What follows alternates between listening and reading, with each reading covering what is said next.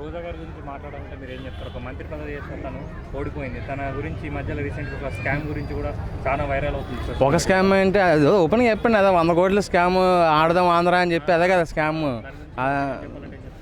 అదే ఆటేదో 100 కోట్లు ఆడుకుంటున్నారని చెప్పి నేను అనుకుంటున్నాను. నాకైతే తెలిసి ఆమె రోజా గారి గురించి ఒక 2 మాటలు, ఒక మంత్రిగా తను ఎలా పరిపాలించింది, తన గురించి మీ ఒపీనియన్ ఏంటి?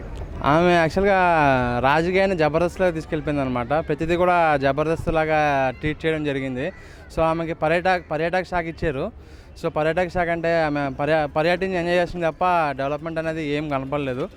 సో రోజాకి బాయ్ బాయ్ చెప్పారనమాట.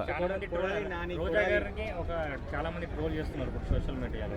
సో అలా ట్రోల్ చేయడం ఎంతవరకు కరెక్ట్ అని ఎంతవరకు కరెక్ట్ అంటే మరి ఆమె చేతిదారు చేసుకుంది కాబట్టి ట్రోల్ చేస్తారు. ట్రోల్ చేయకుండా ఏం చేస్తారు చెప్పండి?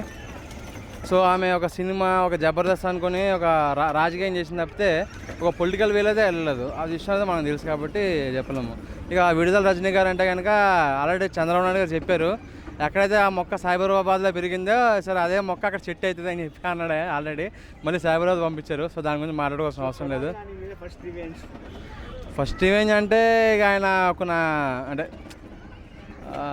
ఆయన మీద చంద్రబాబు నాయుడు పోటీ చేసినా సరే గుడివాడలో కొడాలని ఓవర్ కాన్ఫిడెన్స్, అంతే, అంతకుమించి ఏం లేదు. అంటే ప్రజెంట్ కొడాలని అంటే మరో కేఏ పాల్ అనుకోవచ్చు అనమాట. ఆయన కూడా ఓవర్ కాన్ఫిడెన్స్ ఎట్లా ఉంటుందో ఆయన డబుల్ ఓవర్ కాన్ఫిడెన్స్ అయిపోయింది. సో ఇంకోటి కొంచెం నోటిదోలు ఎక్కువ అయింది కాబట్టి ఇక అయిపోయింది, సినిమా అయిపోయింది.